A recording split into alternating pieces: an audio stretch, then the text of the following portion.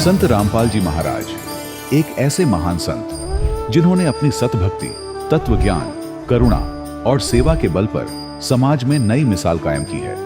संत रामपाल जी महाराज की अगुवाई में उनके सभी सतलोक आश्रमों से समाज कल्याण के अद्भुत कार्यों ने समाज को सुनहरे भविष्य की एक नई उम्मीद दिखाई है। संत रामपाल जी महाराज से नाम दीक्षा लेने के बाद लाखों लोगों की लाइलाज बीमारियां जैसे कैंसर, एड्स आदि ठीक हुई। संत जी के ज्ञान से प्रेरित होकर उनके अनुयायियों ने लाखों यूनिट रक्तदान किया। संत जी ने लाखों बहन बेटियों का दहेज मुक्त विवाह करवाया।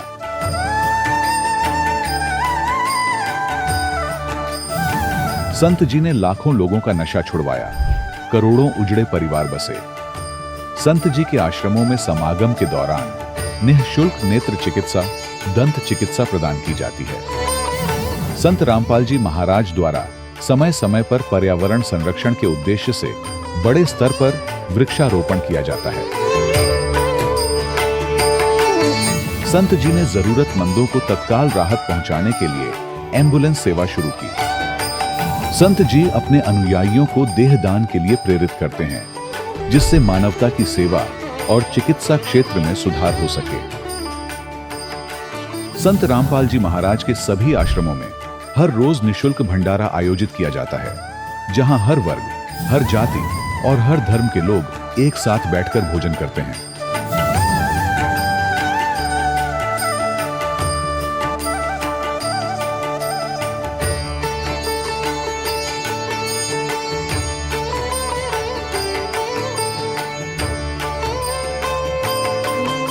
संत रामपाल जी महाराज की अन्नपूर्णा मुहिम ने गरीब और बेसहारा लोगों के जीवन में एक नई ऊर्जा और उम्मीद को जन्म दिया है।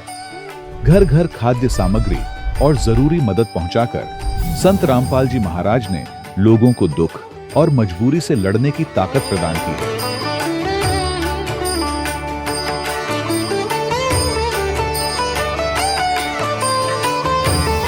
संत रामपाल जी महाराज द्वारा गरीब लोगों के लिए घर बनवाने का अद्भुत कार्य एक ऐसी मिसाल कायम कर रहा है जो सदियों सदियों संत जी की उदारता और दया भावना के तौर पर जाना जाएगा।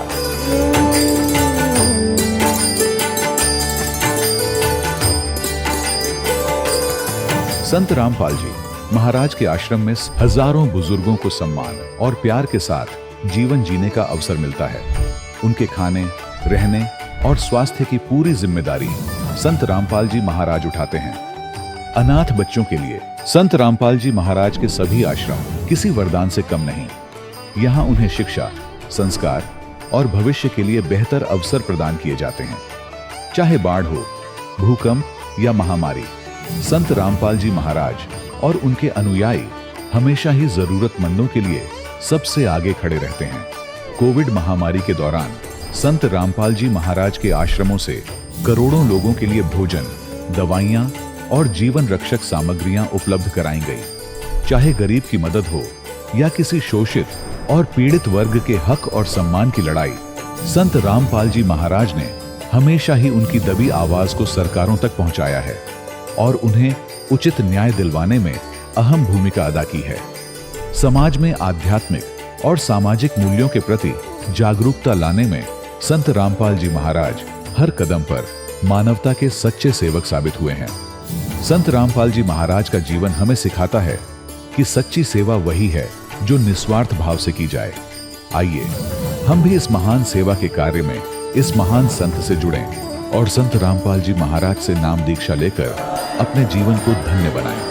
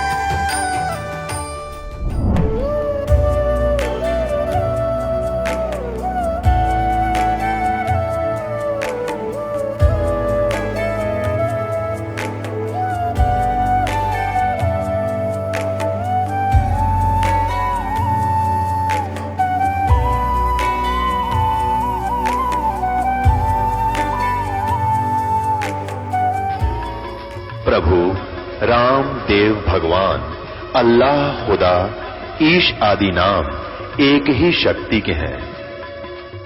वो कैसा है, कहां है, कैसे मिलता है, किसने देखा है? ये प्रश्नवाचक चिन्ह पूर्ण रूप से हटाने के लिए अवश्य सुनिए जगत गुरु तत्वदर्शी संत रामपाल जी महाराज के अमृत वचन, सर्व पवित्र धर्मों के पवित्र शास्त्रों के आधार पर। सत साहिब दर्शकों, इंसान अपनी पूरी जिंदगी अपने धर्म में प्रचलित सभी साधनाओं को करता है ताकि उसके घर में सुख शांति आए, बीमारियां दूर हों और जीवन की परेशानियां खत्म हो जाएं। लेकिन जब इन सब प्रयासों के बावजूद भी बीमारियां और परेशानियां उसके जीवन में बनी रहें, तो दिल में यह सवाल उठने लगता है कि क्या सच में मैं शास्त्र अनुसार भक्ति कर रहा हूं? दर्शकों, कुछ ऐसी ही कहानी थी सोनीपत हरियाणा के रहने वाले योगेश दास जी की। योगेश दास जी 30 साल तक राधा स्वामी पंथ कृपाल आश्रम विजयनगर दिल्ली से जुड़े रहे और इन्होंने अपने धर्म में प्रचलित सभी साधनाओं को भी किया, लेकिन कहीं कोई लाभ इन्हें नहीं मिला। लेकिन फिर जब इन्हें संत रामपाल जी महाराज का शास्त्र अनुसार ज्ञान मिला और इन्होंने नाम दीक्षा ली, तो इनके जीवन की सभी समस्याएं बिल्कुल समाप्त हो गई। दर्शकों, आखिर संत रामपाल जी महाराज ने योगेश दास जी को ऐसी कौन सी जड़ी बूटी दे दी जिससे कि इनके जीवन की सभी परेशानियां बिल्कुल समाप्त हो गईं? और क्यों आज करोड़ों लोग संत रामपाल जी महाराज को पूर्ण परमात्मा मान रहे हैं? आखिर इसके पीछे की सच्चाई क्या है? आइए सुनते हैं योगेश दास जी की कहानी, इन्हीं की जुबानी। सर नमस्कार। सत्साहिब जी। सर क्या नाम है आपका? मेरा नाम योगेश दास है जी। सर कहाँ से आए हैं आप? मैं वेस्ट रामनगर सोनीपत से आया हूँ जी। सर क्या काम करते हैं? मैं कंप्यूटर टीचर हूँ जी। मैं कंप्यूटर सेंटर चलाता हूँ। संत रामपाल जी महाराज से नाम दीक्षा लेने से पहले आप क्या भक्ति साधनाएं करते थे? मैं संत रामपाल जी महाराज की शरण में आने से पहले राधा स्वामी पंथ से जुड़ा हुआ था। मैं कृपाल आश्रम विजयनगर दिल्ली में जाया करता था। उसके बाद 30 साल तक वहाँ जाने के बाद मेरा जो वहाँ पे मन नहीं लगा, कोई लाभ वहाँ पे मिलता नजर नहीं आया मुझे, तो मैंने फिर मंदिरों में जाना शुरू कर दिया। ऐसे ही मैं शनि मंदिर जाता था, इधर उधर की भक्ति ऐसे ही करने कुछ ना कुछ शुरू कर दिया मैंने। सर जैसा कि आपने बताया कि आप पहले राधा स्वामी पंथ से जुड़े हुए थे, आप मंदिर मस्जिद भी गए। सर जो साधनाएं आप पहले कर रहे थे, उन साधनाओं के करने से आपको क्या लाभ मिला? उन साधनाओं करने से मुझे कोई लाभ नहीं हुआ। उल्टा मेरी आर्थिक स्थिति खराब हो गई और मेरे घर में गृह क्लेश ज़्यादा बढ़ गया। रोज़ रोज़ के लड़ाई झगड़े होते थे। यहाँ तक कि मेरी बीवी ने भी एक बार, मेरी भगवती ने एक बार जहर खाने की कोशिश की थी। उसके बावजूद परमात्मा की ये दया कि भाई वो किसी न किसी प्रकार से बच गई थी। फिर संत रामपाल जी महाराज की शरण में कैसे आना हुआ? संत रामपाल जी की महाराज के से जुड़ने की एक विचित्र घटना है कि एक बार क्या हुआ कि मैं अपने सेंटर में ऐसे ही बैठा था आराम से, और मेरे सेंटर में एक भगत जी के बच्चे आया करते थे पढ़ने के लिए, और वो मेरी एक्टिविटी देखते रहते थे कि भाई मैं कभी गाने सुन रहा होता हूँ, कभी कुछ कर रहा हूँ, कभी कोई मटर गश्ती कर रहा होता हूँ। तो एक दिन बच्चों ने कहा कि भाई आप परमात्मा की भक्ति करते हो, आप कहते हो कि परमात्मा की भक्ति करता हूँ मैं राधा स्वामी पंथ से भी जुड़ा हुआ हूँ। तो उन्होंने कहा कि भाई आप सत साधना को जानते हैं? मैंने कहा कि भाई सत साधना क्या होती है, मैं तो इसके बारे में बहुत कुछ जानता हूँ। तो मैंने अपने आप को उनके सामने बहुत ऐसा प्रदर्शित किया कि भाई जैसे मैं आत्मज्ञान के बारे में, अध्यात्म ज्ञान के बारे में बहुत ही कुछ जानता हूँ। लेकिन उनके बातें सुनने के बाद मुझे लगा कि भाई ये मुझ पे हावी हो रहे हैं कुछ ना कुछ। तो फिर भी मैंने उनकी बात को टालने के लिए इधर उधर की बातें कर जाया करता था। उसके बाद एक दिन क्या हुआ कि उन बच्चों ने मुझे एक पुस्तक ला के दी, भक्ति सौदागर को संदेश। उस पुस्तक को मैंने उठाकर और अपने गैराज में डाल दिया। फिर उन्होंने बताया कि भाई हम संत रामपाल जी महाराज के शिष्य हैं और हम उनके आश्रम में जाते हैं, आप एक बार ये पुस्तक जरूर पढ़ना। तो मैंने उनकी बात सुनकर के आप संत रामपाल जी महाराज के शिष्य हैं, मैं ऐसे ऐसे मतलब गुरुओं को संत नहीं मानता हूँ। तो उसके बाद क्या हुआ कि भाई काफ़ी दिन बीत जाने के बाद मैं ऐसे टेंशन में बैठा बैठा बीड़ियाँ फूंक रहा था, क्योंकि मैं बहुत ज़्यादा बीड़ी पीने का आदी था। मैं हर क्लास लेने के बाद कम से कम 2-3 बीड़ियाँ पीने के बाद अपने क्लासरूम में जाता था। तो एक दिन अचानक ऐसे मेरी कोई फाइल वगैरह गुम हो रही थी, मैं उसको ढूंढने में व्यस्त था। तो उस फाइल को निकालने के चक्कर में वो पुस्तक बाहर रह गई, भक्ति सौदागर संदेश। मैंने सारी फाइलें वापस भी रख दी, लेकिन मेरा वो काम नहीं बना। तो फिर मैं आराम से बैठ के सोचने लगा कि पता नहीं फाइल कहाँ गई होगी। फिर मैं जैसे बैठा आराम से, मैंने सोचा कि भाई चलो क्यों ना ये पुस्तक पढ़ ले जाए आज। मैं इस तक मेरा लंच टाइम भी है। तो मैंने ऐसे कुर्सी पर पैर फैला के अपने, जैसे मतलब आसन में बैठते हैं व्यक्ति, मैंने वो पुस्तक खोली और खोलते ही मैंने बीड़ी लगाई पहले, क्योंकि मेरी आदत थी मैं कुछ पढ़ने से पहले मैं बीड़ी लगा लेता था। मैंने जैसे ही बीड़ी लगाई और बीड़ी पीकर मैंने जैसे पुस्तक खोली और पढ़ना शुरू किया, तो मेरे सामने सबसे पहले संत कबीर साहब की वाणी आई। परमात्मा कबीर साहब की वाणी के संतों शब्द ही शब्द बखाना, शब्द फांस फंसा शब्द कोई नहीं पहचाना। उसके अंदर जो नाम जाप मैं राधा स्वामी पंथ के करता था, उस नाम के बारे में पूरी डिटेल दे रखी थी कि भाई इस नाम को जाप करने वाला व्यक्ति जीवन भर दुखी रहता है और उसने जितनी भी कमाई पिछले जन्मों में की हुई है वो सारी गर्त में डूब जाती है उसकी। तो मेरे साथ वही सब कुछ बन रहा था। तो मेरे हाथ से अचानक की बीड़ी छूटकर नीचे गिर गई और मेरी आंखों में आंसू आ गए उस पुस्तक को पढ़ने के बाद।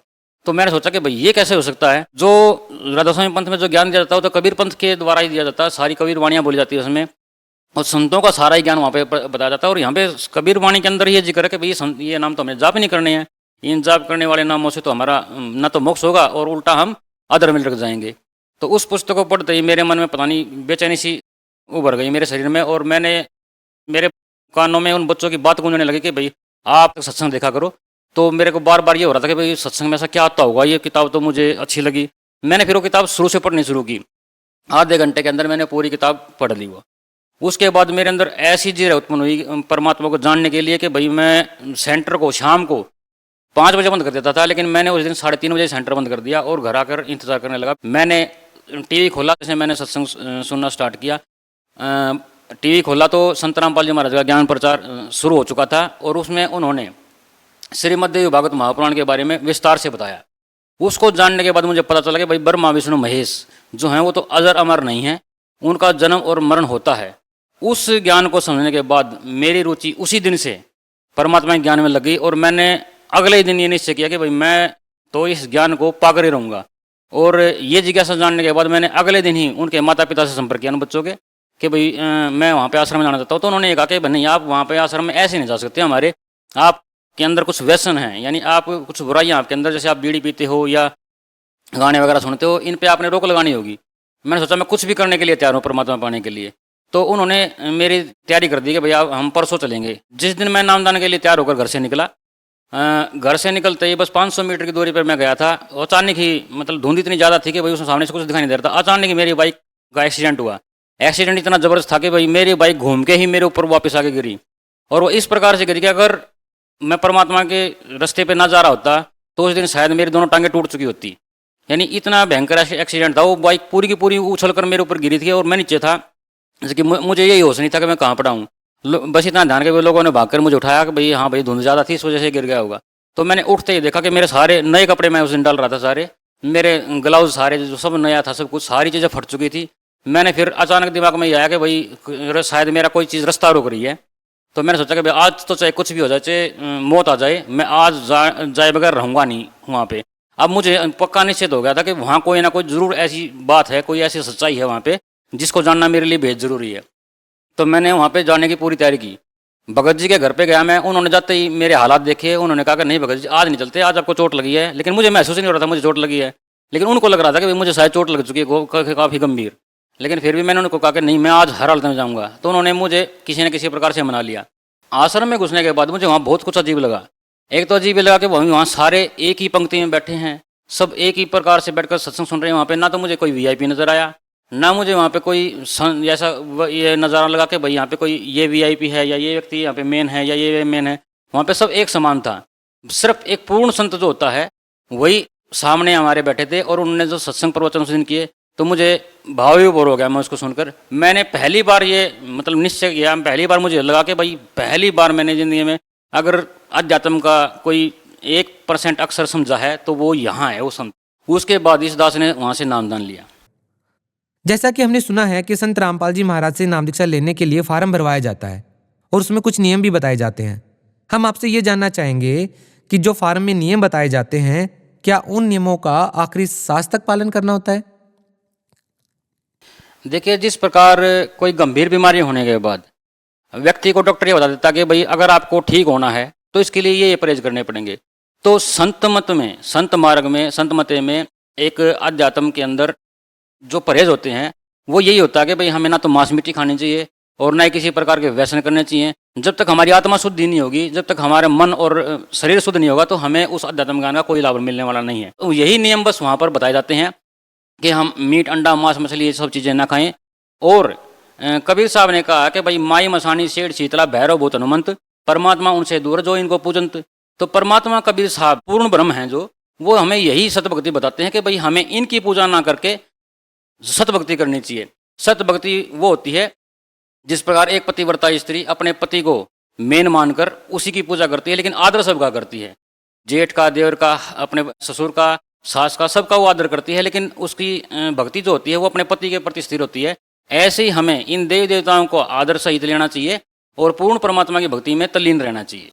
सर, संत रामपाल जी महाराज जी से नाम दीक्षा लेने के बाद आपको क्या लाभ मिले? संत रामपाल जी महाराज से नाम दीक्षा लेने के बाद मुझे सबसे पहला लाभ ये प्राप्त हुआ कि भाई मैं आध्यात्म मार्ग से जुड़ा। दूसरा, मेरे जीवन में कुछ घटनाएं ऐसी हुई कि भाई एक मैं बताना चाहता हूँ कि भाई हमारे परिवार में ग्रह कलेश बहुत ज़्यादा रहते थे, और संत रामपाल जी महाराज के शरण में जाने के बाद तो वो कलेश हमारे माँ बाप ने ज़्यादा बढ़ा दिए। हमारे घर में तो सुख शांति होने लगी। मैं और मेरी भगतमती ने जैसे नाम लिया, मेरे बच्चों ने नाम ग्रहण किया, तो हमारे घर में तो सुख शांति हो गई, लेकिन मेरे माँ बाप के मन में बेचैनी पैदा हो गई उन चीज़ों से।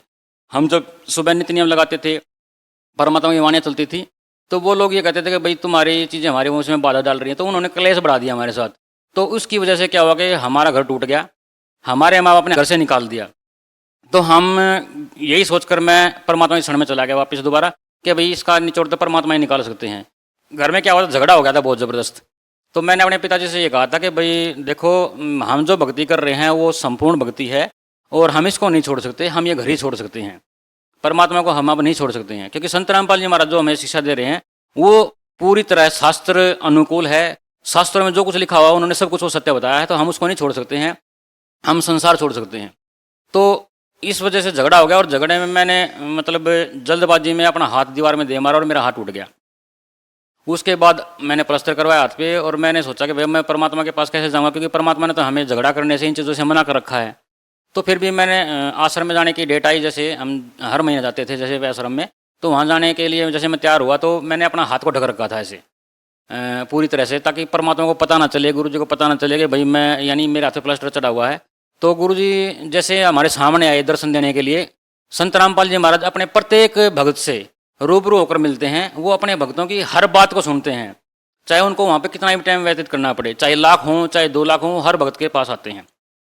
तो जैसे ही परमात्मा मेरे पास आए गुरु जी, संत रामपाल जी महाराज, उन्होंने कोई बात नहीं मेरे से पूछी, मैंने सिर्फ सत्साहिब कही परमात्मा के, सत्साहिब गुरु जी। तो गुरु जी ने मेरे को सिर्फ एक ही बात बोली कि भाई क्या हो गया इस हाथ को। तो मैंने और छुपा लिया उस हाथ को। गुरु जी बोले भाई हाँ बताना क्या बात होगी, हाथ को क्या हुआ। तो अचानक मेरी आंखों से आंसू पड़ने लगे। मैं बोला कि ऐसे ऐसे गुरु जी घर में झगड़ा हो गया था। तो गुरु जी ने उल्टा मेरे को डांट दिया कि तू झगड़ा करता है घर में, तुझे ऐसी शिक्षा लेने के बाद तुझे ऐसे काम नहीं करने चाहिए। तो मैंने कहा था गुरु जी मैंने कुछ भी नहीं किया था, ऐसे घर वालों के साथ ऐसे ही झगड़ा हो गया था और मैंने गुस्से में आके कर दिया था। तो परमात्मा ने कहा कि भाई गुस्सा जो करोगे तो फिर भक्ति कहाँ से होगी। तुम भगत हो, जगत का तो भगत का बैर होता हमेशा, उनको जो करना हो करने दो, तुम परमात्मा की भक्ति में तल्लीन रहो, परमात्मा अपने आप सब ठीक कर देगा। तो मैंने कहा था कि मेरे माँ बाप ने हमें घर से निकाल दिया है। तो गुरु जी ने कहा था कि भाई नहीं, माँ बाप की तो सेवा करनी चाहिए, आप घर जाओ, वहीं उसी घर में जाओ, वहीं रहो और वहाँ पे परमात्मा की भक्ति करो, किसी से कुछ मत बोलो, अपना काम करते रहो तुम लोग। तो हमने गुरु जी की वह बात मानकर हमने तुरंत ही घर आने का वापस निश्चय किया। तो परमात्मा ने सबसे बड़ा चमत्कार मेरी जिंदगी में ये किया कि जिस दिन मैं मतलब उसी दिन मैं शाम को जब घर आया तो जिन्होंने मेरे को घर से ही निकाल दिया हो, घर आने के बाद पता चला कि भाई मेरे घर में मतलब मजदूर लगे हुए हैं, नींव खोदने लग रही है और पड़ोसी से मुझे पता चला कि भाई ये मकान मेरा बन रहा है। तो परमात्मा ने ऐसी उपलब्धि दी कि भाई सिर्फ 3 महीने के अंदर वो मकान बनकर तैयार हो गया और मुझे पता चला कि भाई वो तो परमात्मा ने मेरे रहने के लिए बनाया है। तो ऐसा अद्भुत चमत्कार तो परमात्मा ही कर सकता है, जिसको घर से निकाल दिया गया हो, जिसकी कोई कदर ही ना हो जिस घर में, और अचानक ही उस किसी की बुद्धि को पलट देना, ये सिर्फ परमात्मा ही कर सकता, संत रामपाल जी महाराज कर सकते हैं। इसके अलावा ऐसी उपलब्धि कोई नहीं कर सकता। दूसरा लाभ ये मिला कि भाई सभी संत महंत जो हैं वो ये कह देते हैं कि भाई बड़ों को नामदान देने की आज्ञा देते हैं कि भाई जब बच्चा बड़ा हो जाए या इस प्रकार से हो जाए, इस उम्र में हो जाए कि वो समझने लगे, तभी नामदान दिया जाता है। मैंने अपने बच्चों को बचपन से यानी 4 वर्ष की उम्र से नामदान दिलवाया है अपने बच्चों को। परमात्मा की सबसे बड़ी मेहर ये है कि भाई जब तक हम संत रामपाल जी महाराज की शरण में नहीं आए थे तब तक मेरे बच्चे हमेशा बीमार रहते थे। कभी उनको किसी प्रकार का ट्रीटमेंट करवाया जा रहा है, कभी किसी प्रकार ट्रीटमेंट करवाया जा रहा है। आज मेरे बच्चों को मालिक की दया से, सदगुरु रामपाल जी महाराज की दया से मेरे बच्चों को कभी हॉस्पिटल जाने की क्या दवाई खाने की जरूरत नहीं पड़ी है। सुबह भक्ति करते हैं, शाम को भक्ति करते हैं और मस्त रहते हैं। उनका यही नहीं पता चलता कि भैया बच्चे मतलब कभी बीमार भी होते होंगे। जबकि मेरे भाई हैं जो उन सब के बच्चे भी अभी तक भी यानी कि मेडिकल पे जाते रहते हैं, एडमिट होते रहते हैं, हम उनको बहुत समझाते हैं परमात्मा ज्ञान के बारे में। लेकिन ये उपलब्धि क्या थोड़ी बड़ी बात है कि भाई परमात्मा इस महंगाई के ज़माने में हम ये सारा पैसा डॉक्टरों के देते रहें तो घर का गुजारा कैसे चलेगा। लेकिन परमात्मा ने इन सब चीज़ों से बचाकर उन बच्चों को अपनी शरण में लेकर सुरक्षित कर रखा है। दूसरा लाभ ये मिला कि मेरी आर्थिक स्थिति जो बिल्कुल बेहद खराब थी, परमात्मा ने उसको सुधारा। और पहले तो मेरा मतलब कंप्यूटर इंस्टीट्यूट जो था वो मार्केट के अंदर था, और ऐसी मार्केट में, मेन मार्केट में, कि जहाँ पे हर व्यक्ति आ सकता हो, जा सकता हो। लेकिन वहाँ से बंद करवा के परमात्मा ने घर पे ही चालू करवा दिया, और घर पर आज ऐसा चल रहा है जैसे वहाँ 12 साल में भी ना चला था। ये मेरे लिए आर्थिक स्थिति मजबूत करने का सबसे बड़ा माध्यम परमात्मा कबीर साहब ने किया है। सर आपको क्या लगता है, आपने पाप किया गुरु बदल करके? नहीं, मैंने गुरु बदलकर कोई पाप नहीं किया है, क्योंकि कबीर साहब की वाणी है कि भाई जब तक संत मिले नहीं साचा तब तक गुरु करो 10 पांचा। और हमें सच्चाई जानकर ही गुरु धारण करना चाहिए कि ये गुरु अध्यात्म का कितना ज्ञानी है। जब तक हमें गुरु की पहचान ना हो, जब तक हमें परख ना हो, तब तक हमें गुरु धारण करना ही नहीं चाहिए। सबसे पहली बात तो ये है। और जब ये पता चल जाए कि भाई ये गुरु है, ये पूर्ण संत है, पूर्ण संत की पहचान कबीर साहब ने स्वयं बताई है कि भाई सतगुरु के लक्षण कहूँ मधुरे बैन विनोद, 4 वेद 6 शास्त्र कह 18 बोध। कि वो जो संत होता है न तो पादरी होता है, न ही वो पंडित होता है, और न ही वो मौलवी होता है। वो एक साधारण आम व्यक्ति की तरह दिखने वाला संत होता है। और वो अपनी वाणी के अंदर सभी धर्म ग्रंथों को, सभी पंथों को एक कर कर चलता है। उसके लिए ना कुरान अलग है, ना उसके लिए गुरु ग्रंथ साहिब अलग है, ना उसके लिए बाइबल अलग है। वो सब चीज़ों को एक समान सब अपने सब शिष्यों को पढ़ाता है। ऐसे संत आज के टाइम पे संत रामपाल जी महाराज ही हैं। और ये मैं ठोसता के साथ कह सकता हूँ, क्योंकि उन्होंने पूर्ण परमात्मा की जो जानकारी दी है संत कबीर साहब के बारे में, कबीर देव ही भगवान है, ये उन्होंने ही बताया है। आज तक इस सृष्टि के अंदर किसी संत ने भी ये नहीं बताया कि भाई कबीर ही भगवान है, कबीर इज गॉड। ये बताने वाले पूरे विश्व के अंदर आज के टाइम पे जो संत रामपाल जी महाराज है, उन्होंने ही बाइबल के अंदर साबित किया, गुरु ग्रंथ साहिब के अंदर साबित किया, और कुरान शरीफ के अंदर साबित किया, और वेदों में तो प्रमाण है ही। वेदों में बताया गया है उस परमात्मा के बारे में कि भाई स पर्यागात शुक्रम अकायम एवर्णन ऐसनावीरम कबीर मनीषी प्रभु यथा तथाव्य, कि वो जो पूर्ण परमात्मा है वो बगैर नाड़ी के शरीर युक्त है, और वो कबीर मनीषी है, यानी कबीर भी परमात्मा है। वो स्वयंभू, स्वयं की रचना करने वाला भी वही है और प्रभु भी वही है। तो ये बताने के लिए सिर्फ आज तक किसी संत ने ये व्याख्या किसी ने नहीं की, ये संत रामपाल जी महाराज ने ही बताया है। और उनको वो जानकारी कहाँ से हुई? क्योंकि उनको परमात्मा आकर स्वयं मिले, तभी तो उनको जानकारी हुई होगी ना इस चीज़ के बारे में।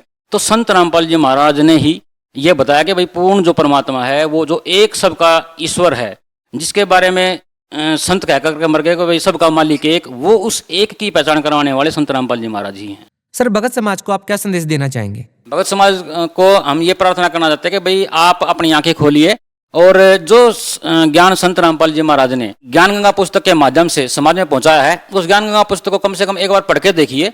उस पुस्तक को पढ़ने के बाद उस ज्ञान को अध्यात्म से मिलाइए, अध्यात्म की पुस्तकों से मिलाइए, तब आपको ये पता चल जाएगा कि सत भक्ति क्या होती है, सतमार्ग क्या होता है। जी बहुत बहुत धन्यवाद। सत साहिब। दर्शकों, अभी आपने सुने संत रामपाल जी महाराज से दीक्षा प्राप्त करके सुखी हुए भक्त के अनुभव। अब देखिए जगत गुरु तत्वदर्शी संत रामपाल जी महाराज के मंगल प्रवचन। उसका तरीका है कि जैसी भी आपने जर्सी स्वेटर पहन रखी है, उन्होंने आपका उतना प्रोटेक्शन कर ही रखा है, उतना बचाव है, नहीं तो नमूनिया हो लेता अब तो पहले। उसका इलाज ये नहीं है कि जर्सी और स्वेटर निकाल के फेंक दे।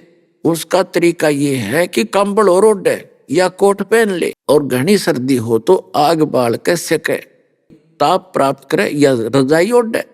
तो इसी प्रकार जिनके पाप कर्मों की सर्दी घनी हो तो उनको थोड़ी बहुत ठूठा होती ही रहेगी, पर जान बची रहेगी, नमूनिया नहीं होगा। और जब स्वेटर जर्सियां निकाल के फेंक दी तो मां मूर्ख हो तो और जल्दी मरेगा। तो इस प्रकार इस ज्ञान को आधार बना के भक्ति सफर को तय करो, डगमग ना होना। क्योंकि दास का उद्देश्य है आपको पहले तो इस ज्ञान से परिचित कराऊं और इस समाधान और भक्ति विधि से परिचित कराऊं कि इस विश्व में इस दास के अतिरिक्त धरती पर 21 ब्रह्मांड में भक्ति मार्ग नहीं है और ज्ञान नहीं है। जब यहां भी आपको लाभ नहीं है तो उसके 2 कारण हैं। एक तो ये है आपके जो पूर्व जन्म के पापों की सर्दी ज्यादा है, और उसका प्रोटेक्शन यही है कि सिमरण बढ़ा और दान धर्म भी बढ़ा और डगमग ना हो, लगा रहे, इससे ये ठीक हो जाएगा।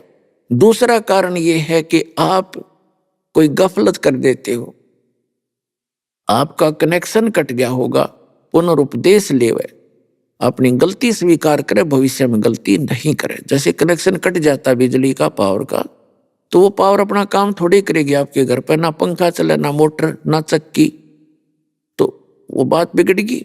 जो पावर ने काम करना था वो कनेक्शन ने कट गया, तो नाम सुचारू रखना पड़ेगा। तो यहां कहते हैं सतगुरु के दरबार में कमी काहे की ना, अंसा मौज नहीं पावता तेरी चूक चाकरी में। यदि परमात्मा की रजा आप पर नहीं हो रही है तो आपकी कोई भक्ति में, कोई श्रद्धा में कोई कमी है, चूक है, उसको सेट कर और फिर सारा काम ठीक हो जाएगा।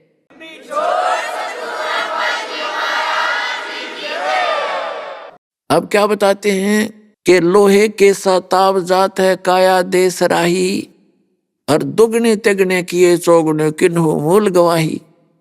तीन लोक और भवन चतुर्दश, ये सब जग सौदे आही, और दुगने तिगने करे चौगने किन्हु मूल गवाही। अब जो पुण्यात्मा है, नाम सिमरण करते हैं, दान पुण्य भी करते हैं, तो उन्होंने तो दुगने तिगने चौगने इस मनुष्य जीवन के बना लिए, कर लिए। और तो इसके विपरीत कर रहे हैं, सतभक्ति करते नहीं, गलत संतों के फंसे पड़े हैं, और या कति भक्तियां नहीं करते, अपना जो पूर्व का जन्म का संस्कार से प्राप्त है उससे में मस्ती मार रहे हैं, तो वो अपना जीवन नाश कर रहे हैं मनुष्य का। फिर क्या बताते हैं, जब आप संसार छोड़कर जाओगे वहां पर यम के दूत ले जाएंगे आपको पकड़कर, जो भक्ति नहीं करते और जो सत भक्ति करते हैं परम संत से, पूर्ण परमात्मा की, तो वो जाएंगे जहाज में बैठ के, विमान में बैठ के। कबीर साहब कहते हैं, आए हैं सो जाएंगे, राजा रंग फकीर, एक सिंहासन चढ़ के जाए, एक बंधे जात जंजीर। मृत्यु तो सबकी होगी डेफिनेट, लेकिन उस मृत्यु में गणांतर होगा। एक तो जहाज में बैठ के जाएंगे परमात्मा के विमान में, और एक अपराधी की तरह यम के दूत, जैसे पुलिस वाले बांध कर ले जाते हैं, पकड़ कर हथकड़ी लगा कर ले जाते हैं, ऐसे बंद कर जाएंगे, तो बहुत अंतर हो जाएगा। तो क्या बताते हैं परमात्मा कि वहां जब धर्मराज के दरबार में आप जाओगे तो वहां वो धर्मराज आपसे पूछेगा कि भी जिस दिन तू यहां से गया था मानव शरीर प्राप्त करके, आपको कितना सतर्क किया था कि भाई पहले बहुत गलती करके आए हो तुम, मनुष्य जीवन प्राप्त करके भक्ति ना करी, अन्य क्रियाओं में जीवन नाश करके आगे तुमने बहुत पशु पक्षियों के शरीर भोगे, और अब के ये गोल्डन चांस है, एक स्वर्ण अवसर होता है मनुष्य जीवन का और भक्ति करना। और आप भी कह रहे थे जी बस इब के पीछे गलती बनी सो बनी, आगे नहीं करेंगे। फिर वापस जाकर जब धर्मराज के दरबार में ये खड़ा होता है, इसका अकाउंट होता है भले और बुरे का, पुण्य और पाप का, भक्ति का, तो उस समय इसका वहां पर थैला खाली होता है, और भक्ति वाला और पापों वाला फल होता है। तब धर्मराज उससे पूछता है, भले मानस, ए भली आत्मा, जब आप यहां से गए क्या वचन देकर गए थे?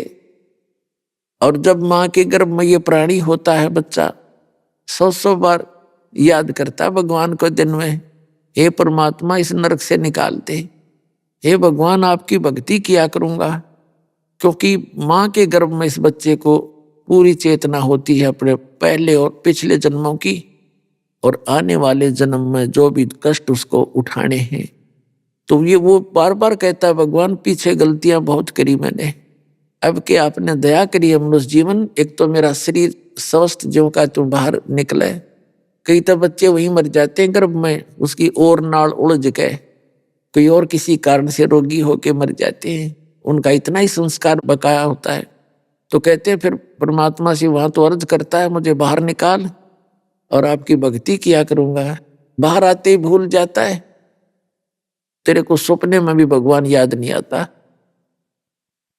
तो ये क्या कहता है जी, बाहर आते ही हमें भूल पड़ जाती है, पता नहीं भगवान की कैसी माया है। जिस कारण से मैं भक्ति नहीं कर सका। तब परमात्मा उसकी वो फिल्म चलाता है, वो वीडियो ऑन कर देता है। कोई ना कोई भक्त, कोई बहन, कोई रिश्तेदार, रिलेटिव, नाती उसको समझा रहा है कि भाई भक्ति कर ले, मनुष्य जीवन बार बार नहीं मिलता। और सुअवसर प्राप्त हुआ है विश्व में आज के दिन सतलोक आश्रम के अंदर, चल तू नाम ले ले। क्योंकि पहले भी परमात्मा आते रहे हैं। जैसे परमात्मा कबीर जी बताते हैं, चारों युग में संत पुकारे कूक कहा हम हेल रे, और हीरे माणक मोती बरसे ये जग चुगता ढेल रे। प्रत्येक समय में परमात्मा कोई ना कोई परम संत रखता है और उसकी बहुत महिमा भी होती है, बहुत से सुख भी होते हैं और स्वयं भी परमात्मा आते रहते हैं। लेकिन हम भक्ति ना करके कोई तो काना पे टाल देता है। फिर देखेंगे अब अभी कोई भक्ति का समय थोड़ा ही हुआ है, अभी तो हम जवान हैं, बुढ़ापे में भक्ति करेंगे। बुढ़ापे में भक्ति कर ली जी जानेगा, जिसे बुढ़ापे में भक्ति करोगे कदे आंख बनवानी, कदे सिर में दर्द, कदे दांत निकलवाने, कभी सारा शरीर कमजोर हो जाता है, बुरा हाल हो जाता है जीव का। कहते हैं जिनको बचपन से ही भक्ति मिल रही है उनकी तो पुनों का कहना ही क्या है। और ये बुजुर्ग भी दुख ना माने, कदे न सोचे भाई क्या बनेगा, हम तो बुढ़े हो गए, भक्ति ना बने ना। भक्ति अब भी बनेगी, लेकिन जो बिल्कुल भक्ति नहीं करते उनके विषय में बताया जाता है कि वो न्यू सोच के चलते हैं कि बुढ़ापे में देखेंगे, फिर देखेंगे। और भक्ति का कोई टाइम थोड़ा होता है। छोटी उम्र के 3 वर्ष का बालक खूब बोलने लग जाता है। वेद में भी प्रावधान है कि 3 वर्ष के बालक को परमात्मा के नाम की शिक्षा पर लगा देना चाहिए। तो हम 3 वर्ष के बच्चे को प्रथम मंत्र दे देते हैं, उसके शुभ कर्म बनने शुरू हो जाते हैं। जब तक वो बालक 3 वर्ष का होता है, बेटा या बेटी, तब तक वो उसका प्रारब्ध और उसके माता पिता के द्वारा किए गए संस्कार जो भक्ति कर रहे हैं उनसे उनको राहत मिलती है। उनके पुण्य कम नहीं होते, परमात्मा का विधान अनुसार उनकी रक्षा होती है उन माता पिता के कारण। और 3 वर्ष का बालक जब हो जाए उसको नाम से जोड़ देना चाहिए और उसके फिर साथ में परमात्मा दया करेंगे। और छोटे बच्चे की सभी जो गलतियां भी अक्षमा होती हैं। और जब बच्चा द्वितीय मंत्र प्राप्त कर लेता है 8 वर्ष के बाद, अब हम पहले 10 वर्ष में देते थे, अब 8 वर्ष का होते ही हम सतनाम दे देते हैं। तो उसको माफी होती है और उसको सतर्क रखे, नाम खंड ना करें। क्योंकि थोड़ा थोड़ा जब वो समझदार होता जाता है उसको इस मार्ग से डराए और फिर इस मार्ग पे लगा रहे, तो फिर उसको सतनाम दे दिया जाता है। तो इस प्रकार ये भक्ति का क्रम आपका प्रारंभ होता है। सत भक्ति मिलने के बाद जीव का जो जीवन है वो सफल होता है। तो कहने का भाव ये है कि वो क्या कहता है वहां पर कि हे भगवान, हमारे को किसी ने बताया नहीं। तो फिर उसको ये याद दिलाया जाता है कि देखो ये व्यक्ति आपको क्या कह रहा था और आप क्या बकवाद घड़ रहे थे। किसने देखा भगवान, देखी जागी हैं। तो पुण्यात्मा, जैसे आप जी प्रथम बार किसी अपने मित्र से या कोई रिश्तेदार से प्रथम बार जिक्र चलाते हो जो इस मार्ग में नहीं लगा हुआ है, तो आप उनको समझाने की चेष्टा करते हो, भक्ति कर लो, भक्ति ना करोगे तो गधे कुत्ते सूअर बन जाओगे। तो बगैर ज्ञान का व्यक्ति ये कहता है देखी जागी, पहले तो कहेगा किसने देखा है, फिर क्या कहता देखी जागी जो होगी, सारा संसार जाएगा, वहां हम चले जाएंगे। तो पुण्यात्माओं, क्योंकि हम जिस संसार में रह रहे हैं समाज में, वहां पर भक्ति ना करने वालों की अधिकता है। भक्ति करने वाला कोई इक्का दुक्का है और जो अन्य संतों के शिष्य हैं वो भक्ति का नाम उनके पास कर रहे हैं, उनको भक्ति नहीं है। वो संसारिक व्यक्तियों से भी गलत कार्य कर देते हैं वहां पर।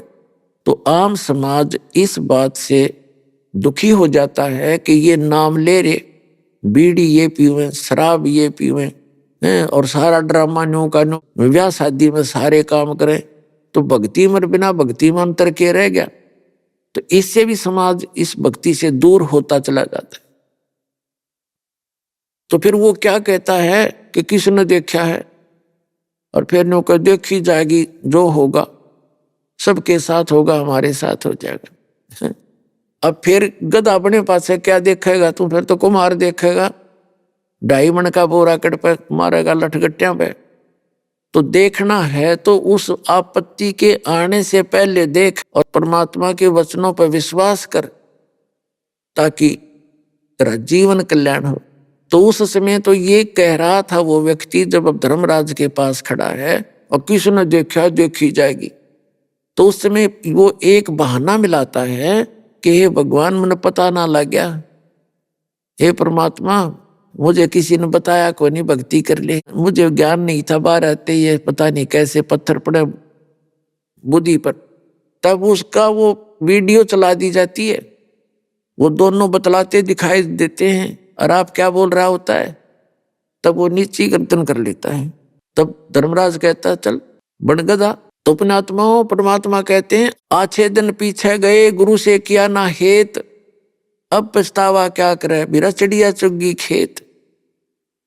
तो समय रहते लाभ उठाने से ज्यादा लाभ होता। अब जो दूसरा प्रसंग ये था कि कोई बूढ़ा बुजुर्ग वृद्ध व्यक्ति, बहन माता व्यक्ति को ये ना सोच बैठे कि भी हम तो बूढ़े हो गए और अब क्या बनेगा।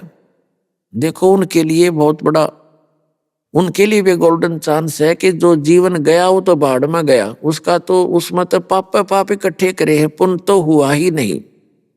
फिर भी अब ये सोचकर, जैसे एक उदाहरण देता है दास, एक समय एक गांव में सत्संग कर रहा था ये दास। पहले गांव गांव में जाते थे, 3 दिन वहीं उनके घर पाठ करते थे, 3 दिन सत्संग सुनाते थे माइक स्पीकर लगा के।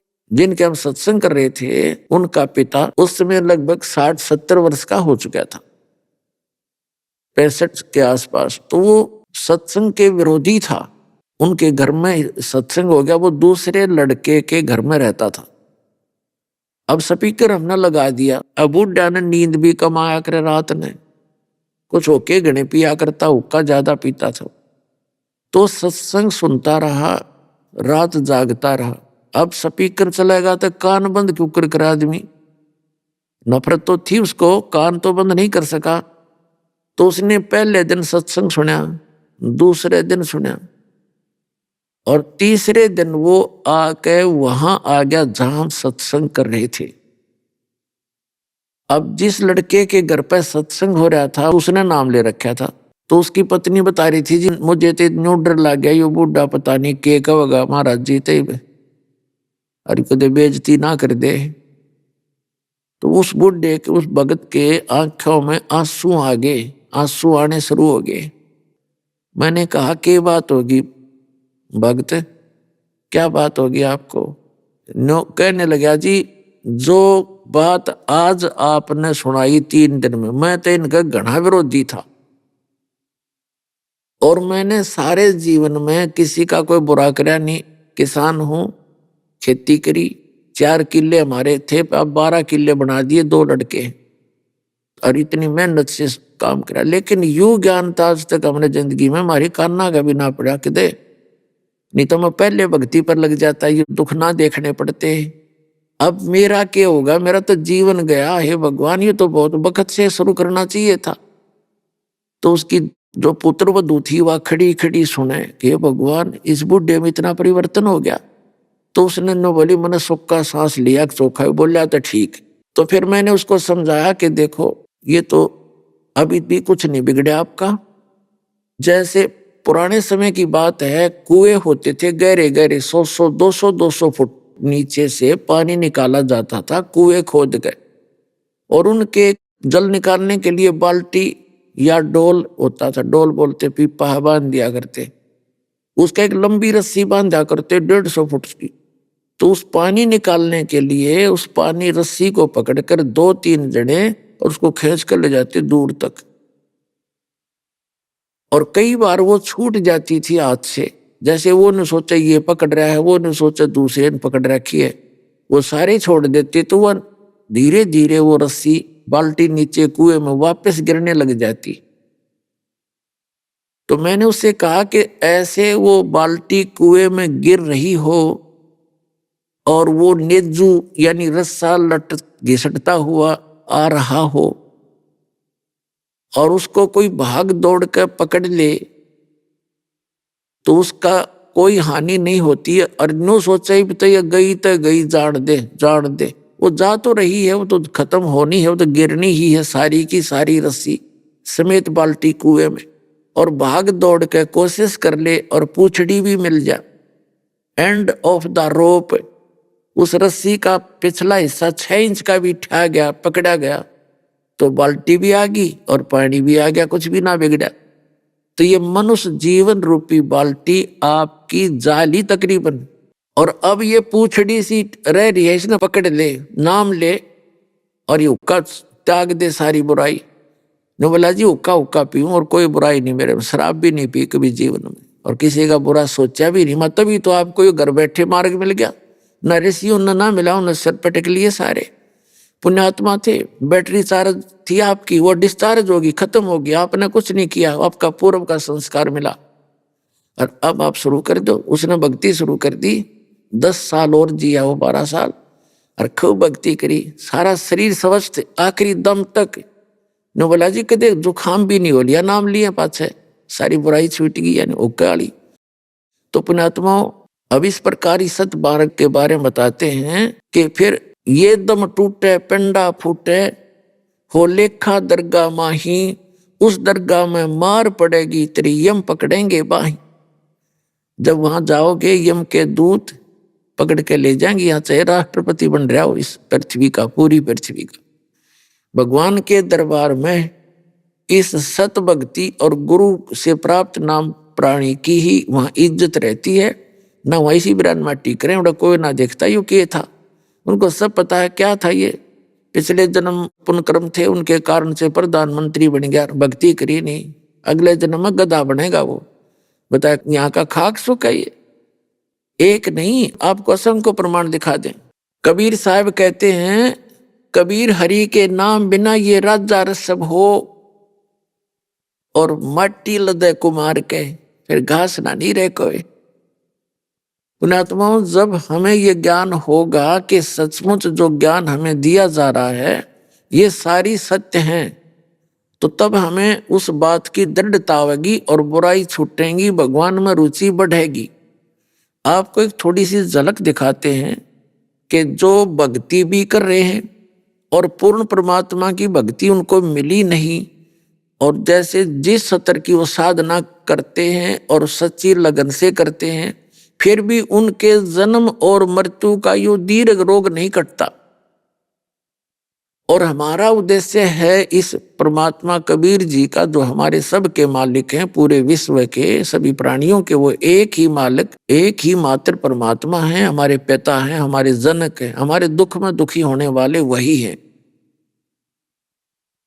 तो उन्होंने ही आकर के हमें ये ज्ञान दिया है कि जो ये सत भक्ति आप नहीं करोगे, जो मैं बताने आया हूं, परमात्मा कहते हैं कबीर जी, उसके अतिरिक्त आप किसी भी सतर्की से सच्ची लगन से भी भक्ति कर रहे हो तो भी आपका जन्म और मृत्यु का रोग नाश नहीं होगा।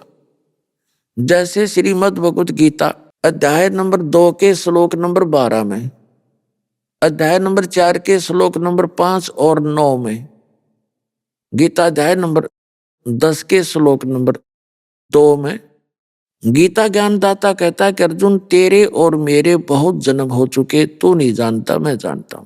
फिर गीता अध्याय नंबर 8 के श्लोक नंबर 5 और 7 में ये कहता है कि मेरी भक्ति कर और युद्ध भी कर और मुझे ही प्राप्त होगा, तू चिंता मत करे, शोक ना करे। फिर गीता ज्ञानदाता से अर्जुन ने पूछा 7वें अध्याय के 29वें श्लोक में कि आपने 29वें श्लोक में जिस तत्ब्रह्म के बारे में बताया है, जो व्यक्ति जरा और मरण से छूटने का प्रयत्न करते हैं, यानी जरा माने बुढ़ापे का कष्ट और मरण माने मृत्यु, तो वो उस तत्ब्रह्म से परिचित हैं, सारे अध्यात्म ज्ञान से परिचित हैं और सभी कर्मों से परिचित हैं, वही प्राणी उस जरा और मरण के संकट से छूटने का प्रयत्न करते हैं। इस संसार की किसी वस्तु की वो डिमांड नहीं करते, इच्छा नहीं रखते। तो अर्जुन ने 8वें श्लोक में गीता में पूछा कि किम तत्परम, वो तत्परम क्या है। 8वें अध्याय के 3रे श्लोक में गीता ज्ञानदाता ने उत्तर दिया कि वो परम अक्षर ब्रह्म है। अब गीता ज्ञानदाता अध्याय नंबर 8 के श्लोक 5 और 7 में अपने विषय में बताता है कि मेरी भक्ति कर मुझे प्राप्त होगा, इसमें कोई शंका नहीं, लेकिन युद्ध करना पड़ेगा। अपना मंत्र बताता 8वें अध्याय के 13वें श्लोक में कि ओम इति एकाक्षरम ब्रह्म व्यवहारण माम अनुसमन यह प्रियाति तदम देहम सयाति परमाम गति। मुझ ब्रह्म का गीता ज्ञानदाता ये ब्रह्म है, श्री कृष्ण जी प्रवेश करके बोल रहा है। मुझ ब्रह्म का केवल एक ओम अक्षर है और कोई मंत्र नहीं है। इसके अतिरिक्त जो जाप करते हैं, वो अन्य मंत्र दिए जाते हैं, वो मोक्ष मार्ग के नहीं है, वो शास्त्र विधि त्याग का मनमाना आचरण है। कहता है मेरा एक ओम मंत्र है, जो इसका साधना अंतिम सांस तक करता है तो ओम से मिलने वाली जो परम गति है वो आपको प्राप्त हो जाएगी। लेकिन युद्ध भी करना पड़ेगा। मेरी भी जन्म मृत्यु होती है, तेरी भी होती है, ये होती ही रहेंगी।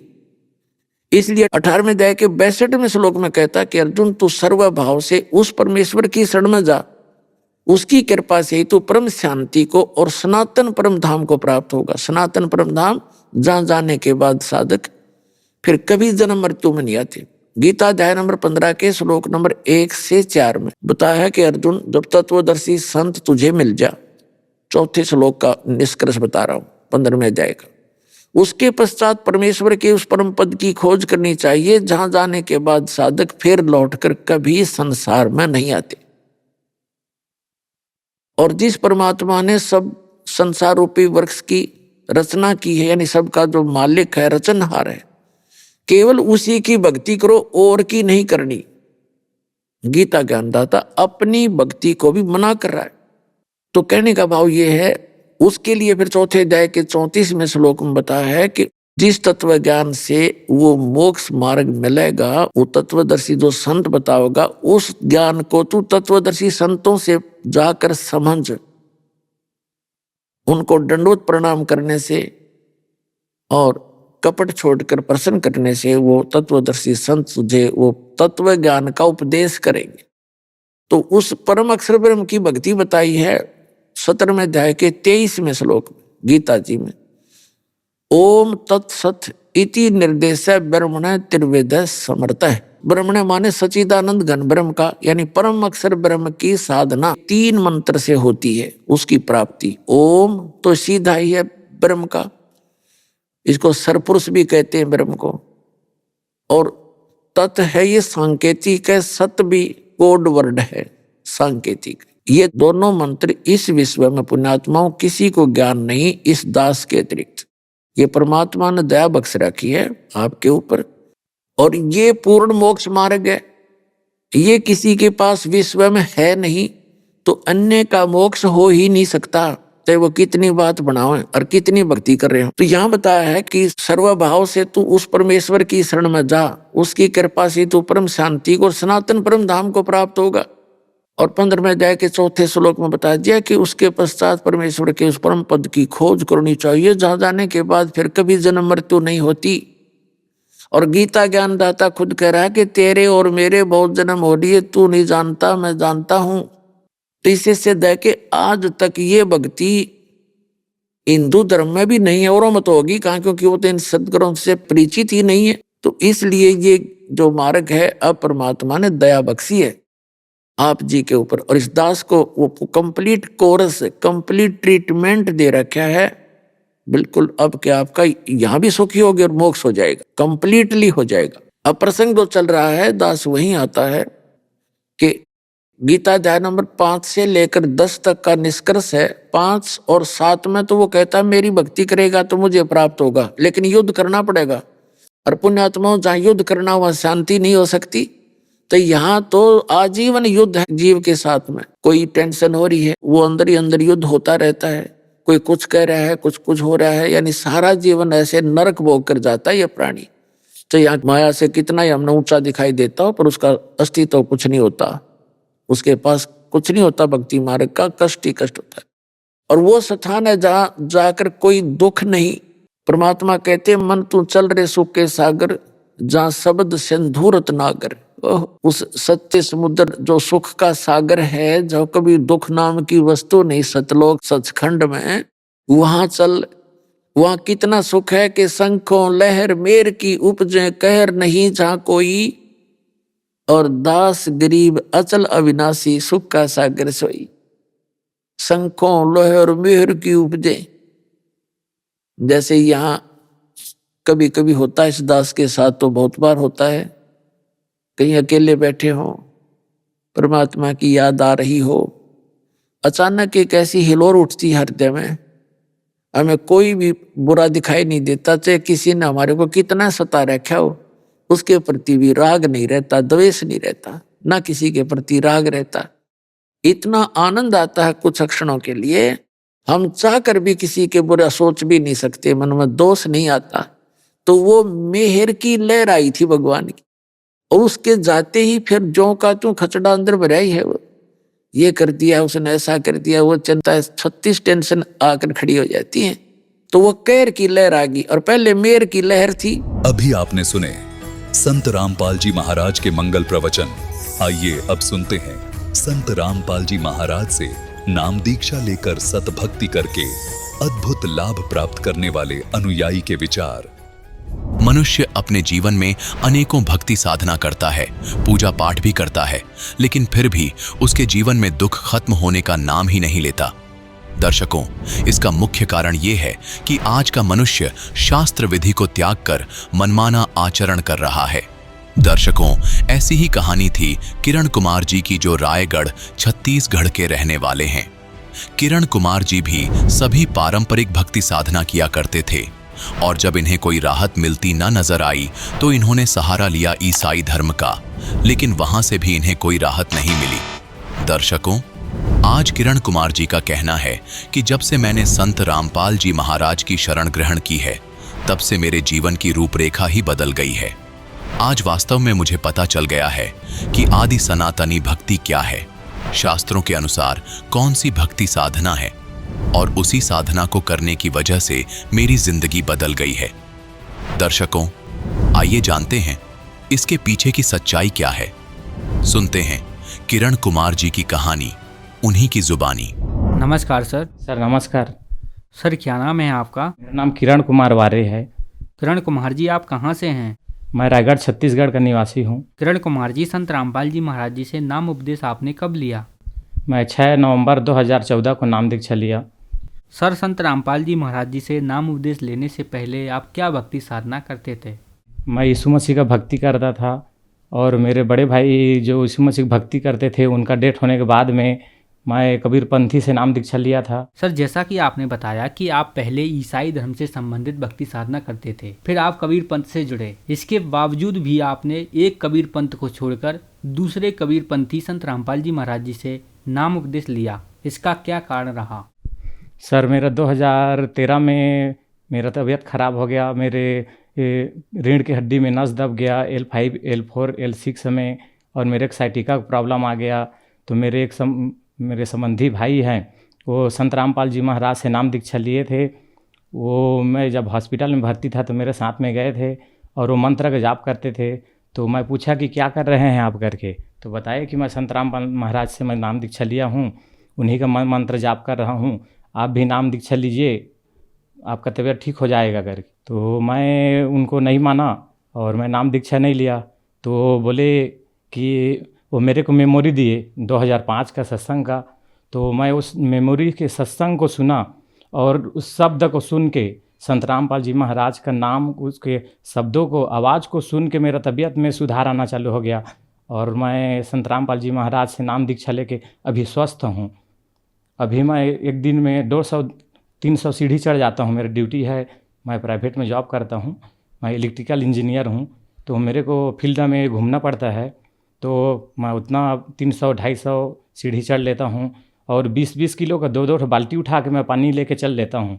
पहले तो मैं बेड में आ गया था, बिस्तर में आ गया था, मैं चल नहीं पा रहा था। संत रामपाल जी महाराज जी से नाम उपदेश लेने के बाद क्या आपको कोई लाभ भी प्राप्त हुए? सर, मेरे को तो शारीरिक लाभ, मैं बोला जो साइटिका प्रॉब्लम था वो ठीक हो गया। सर, मैं बालाजी हॉस्पिटल रायपुर में दिखाया, मेरे पास अभी MRI भी है, एक्सरे भी है, और मैं ये 5 साल से उससे परेशान था। जब मैं ड्यूटी से आता था तो बहुत तकलीफ़ होता था। मेरे मिसेस डेली मेरे पैर को, मेरे पीठ को मालिश करती थी, तब मैं सो पाता था। दिन में 3 घंटा 4 घंटा ही सो पाता था। और मेरा शरीर दुबला पतला हो गया था और शरीर में आराम नहीं था। बहुत ही तकलीफ़ में मैं ड्यूटी कर पाता था। मेरे पारिवारिक स्थिति बहुत ही ख़राब थी भगत जी। मैं सतरामपाल जी महाराज से नाम दीक्षा लिया। उनकी वाणी को जो सुन के, उनके शब्द को सुन के मेरे शरीर में रोंगटा खड़ा हो जाता था, वाइब्रेशन टाइप का होता था। उससे धीरे धीरे मेरे शरीर में बहुत इम्प्रूवमेंट हुआ, बहुत सुधार आया, बहुत ही स्वस्थ हूँ अभी। पहले तो मैं 45 किलो का हो गया था, अभी मेरा 67 किलो वजन है। और उसके बाद मेरा स्टोन का हो गया, मेरे किडनी में स्टोन 4.1 mm का हो गया। तो डॉक्टर से मैं सोनोग्राफी कराया तो बोले 4.1 mm है। फिर वो बोले 1 महीना आप दवाई खाओ, फिर उसके बाद में ठीक हो जाएगा। तो मैं बोला मैं तो मालिक का भक्ति करता हूँ। तो फिर मैं मालिक के पास में प्रार्थना लिखवाया तो बोले ठीक हो जाएगा बेटा, ऐसा कुछ नहीं है करके। फिर अभी मैं नॉर्मल हूँ, मेरा पथरी नहीं है। ये मेरा गांठ हो गया था मेरे बगल में, वो 32 mm और 16 mm का था। तो ये मेरा मेडिकल रिपोर्ट है। मैं सोनोग्राफी करवाया था डॉक्टर आलोक केडिया के रायगढ़ में, वो मेरा प्रमाण पत्र है। हाँ, ये मेरे सोनोग्राफी का रिपोर्ट है।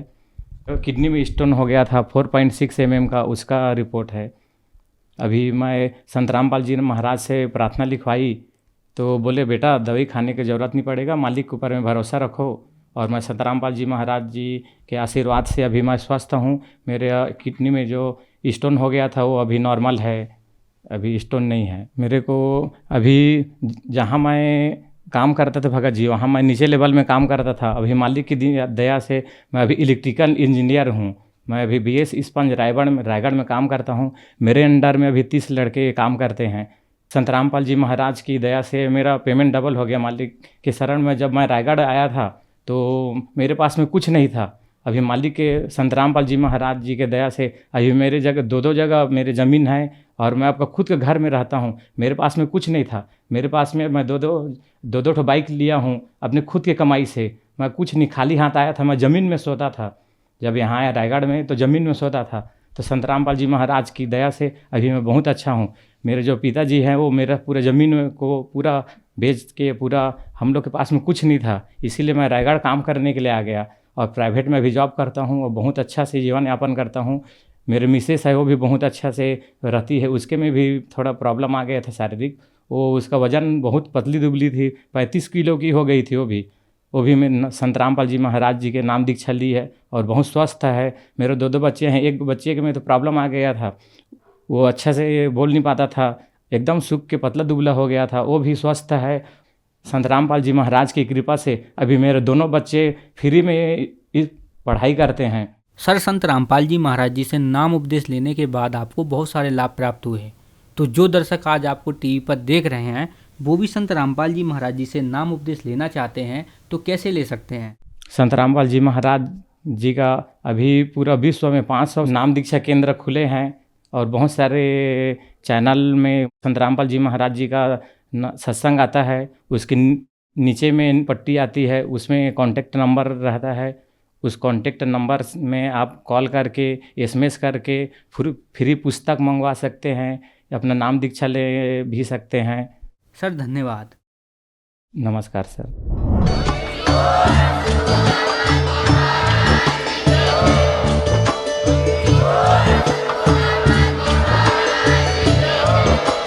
आप सुन रहे थे जगत गुरु तत्वदर्शी संत रामपाल जी महाराज जी के मंगल प्रवचन। अधिक जानकारी के लिए विजिट कीजिए हमारी वेबसाइट www.jagatgururampalji.org। संत रामपाल जी महाराज जी के शुभ आशीर्वाद से पूरे विश्व भर में 500 से भी ज्यादा नाम दीक्षा केंद्र हैं, जिन पर संत रामपाल जी महाराज जी द्वारा ऑनलाइन निशुल्क नाम दीक्षा दी जा रही है। अपने नजदीकी नाम दीक्षा केंद्र का पता करने के लिए संपर्क करें 8222880541।